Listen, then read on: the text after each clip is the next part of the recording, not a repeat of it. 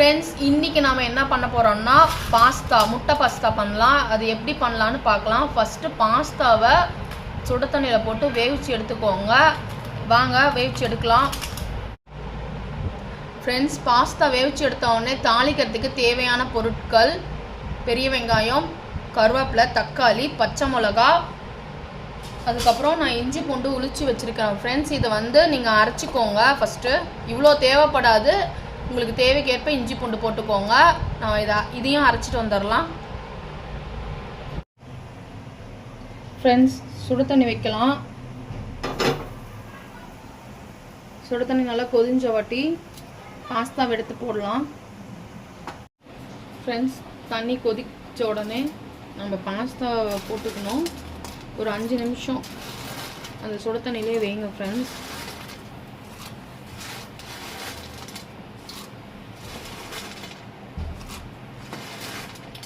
நம்ம நூடுல்ஸ் பண்ணுறோம்ல, அந்த மாதிரி தான் ஃப்ரெண்ட்ஸ்.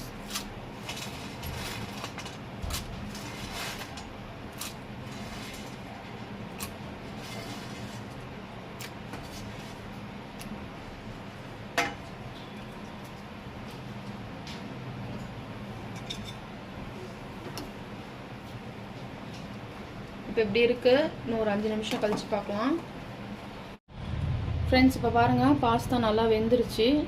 இது நசுக்கி பாருங்கள், வெந்துருச்சு நல்லா. இது வடிகட்டிக்கோங்க. ரொம்ப வேக விடாதீங்க, கொலன்னு போயிடும், நல்லா இருக்காது சாப்பிட்றதுக்கு. இப்போ இந்த பதத்துக்கு வந்த உடனே நீங்கள் எடுத்துடலாம். ஃப்ரெண்ட்ஸ், இப்போ இதை நம்ம வடிகட்டி வச்சுக்கலாம்.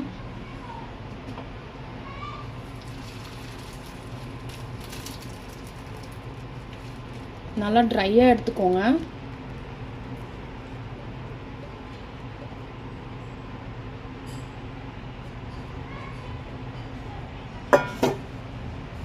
கொஞ்ச நேரம் இருக்கட்டும் ஃப்ரெண்ட்ஸ், ட்ரை ஆகணும். அதுக்குள்ளார நம்ம முட்டை பாஸ்தாங்கிறதுனால முட்டையை வறுத்து எடுத்துக்கலாம். ஃப்ரெண்ட்ஸ், வாங்க. ஃப்ரெண்ட்ஸ், நான் 4 முட்டை மட்டும் எடுத்திருக்கேன். அதுக்கு அதில் வேறு எதுவும் நீங்கள் ஆட் பண்ண வேண்டாம். கறி மசால், பெப்பர், காரம், உப்பு கொஞ்சமாக மட்டும் போடுங்க. பாஸ்தாக்கும் கொஞ்சம் உப்பு லைட்டாக தூவணும். அதனால் இதுலேயும் லைட்டாக மட்டும் உப்பு தூவிக்கோங்க. அப்போ தான் நல்லாயிருக்கும். இல்லைன்னா முட்டையில் உப்பு காரம் எதுவும் இருக்காத மாதிரி தெரியும். அதனால தான் இந்த மாதிரி பண்ணுறேன். ஃபஸ்ட்டு வாங்க, கடாய் வச்சுட்டேன். கடாயில் இப்போ லைட்டாக எண்ணெய் ஊற்றிக்கோங்க.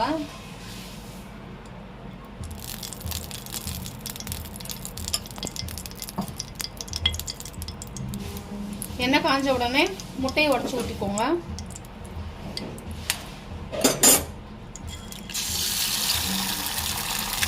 அடுப்பை சிம்லேயே வச்சுக்கோங்க.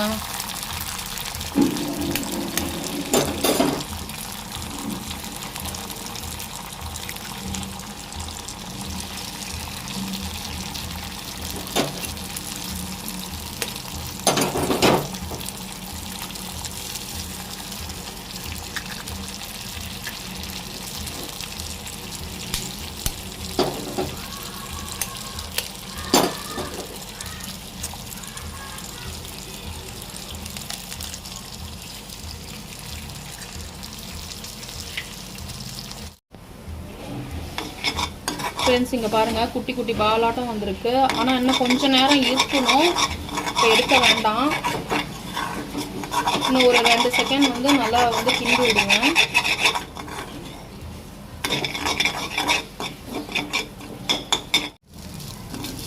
ஃப்ரெண்ட்ஸ், இங்கே பாருங்கள், நல்லா இப்போ முட்டை நம்ம நினைக்கிற பதத்துக்கு வந்துருச்சு. இப்போ இறக்கிக்கலாம். இது தனியாக வச்சுக்கோங்க. இறக்கி ஃப்ரெண்ட்ஸ், இப்போ இதெல்லாம் வணக்கணும். ஒரு கடாயை வச்சுட்டு அதில் ஃபஸ்ட்டு எண்ணெய் ஊற்றிக்கோங்க. ஃப்ரெண்ட்ஸ், கடாயை காஞ்ச உடனே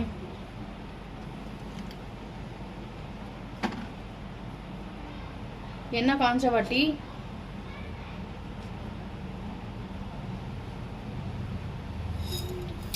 கடுகு, உளுத்தம் பருப்பு,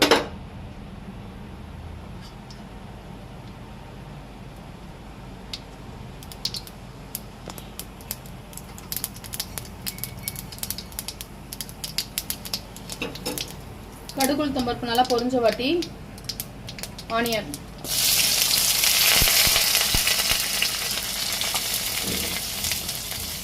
ஆனியன் கூடவே பச்சை மிளகாவையும் ஆட் பண்ணிக்கோங்க. வெங்காயம் வேகிற அளவுக்கு நல்லா வதக்கிக்கோங்க. ஃப்ரெண்ட்ஸ், இந்த பதத்துக்கு வெங்காயம் வதக்கின உடனே நம்ம தக்காளி ஆட் பண்ணிக்கோங்க. தக்காளியும் போட்டு நல்லா தக்காளி வதங்குற அளவுக்கு வதக்க விடுங்க. பேஸ்ட்டு கொஞ்சமாக போட்டுக்கிட்டா போதும், வாசனைக்கு தான். நல்லா அந்த பச்சை வாசனை போகிற வரைக்கும் நல்லா வதக்கி விட்டுக்கோங்க ஃப்ரெண்ட்ஸ். இப்போ நம்ம இதில் என்ன ஆட் பண்ணணும் அடுத்தது அப்படின்னா டொமேட்டோ சாஸ் வச்சுருக்கோம். அதை ஒரு 2 டேபிள் ஸ்பூன் நல்லா ஆட் பண்ணிக்கோங்க. அதே மாதிரி சோயா சாஸும் ஆட் பண்ணிக்கோங்க ஃப்ரெண்ட்ஸ். அது 1 ஸ்பூன் ஆட் பண்ணிக்கோங்க. இது நல்லா அந்த வாசனை ஸ்மெல் போகிற வரைக்கும் நல்லா வதக்கி விட்டுக்கோங்க ஃப்ரெண்ட்ஸ். பச்சை வாசனை போகிற வரைக்கும் வதக்கி விட்டுக்கோங்க. சிம்மிலேயே வச்சுக்கோங்க ஃப்ரெண்ட்ஸ்.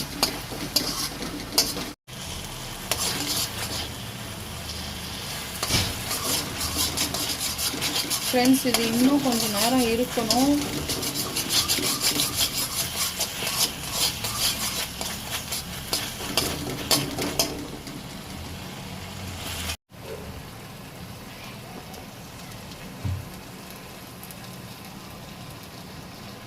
ஃப்ரெண்ட்ஸ், நல்லா வணங்கிடுச்சு. இப்போ நம்ம முட்டையை வறுத்து வச்சுருக்கோம்ல, அந்த முட்டையை ஆட் பண்ணிக்கலாம்.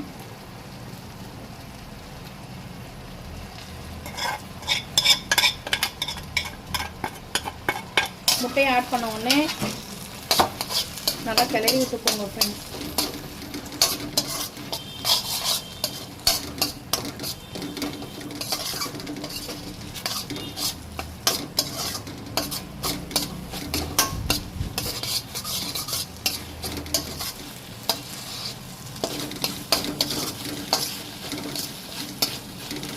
சோயா சாஸ், தக்காளி சாஸ்லாம் கொஞ்சமாகவே போடுங்க, போதும். ரொம்ப அதிகமாக போட்டாலும் நல்லா இருக்காது. எல்லா இடத்துலையும் வதங்கிடுச்சு. இப்போ நம்ம எடுத்து வச்சு பாஸ்தா வேவிச்சு வச்சுருக்கோம்ல, அதை போட்டுக்கோங்க.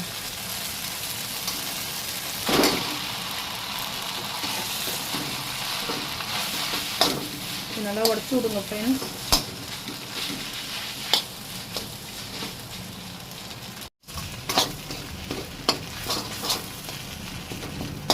பாருங்க ஃப்ரெண்ட்ஸ், எல்லா இடத்துலையும் நம்ம நல்லா கிளறி விட்டுட்டோம்.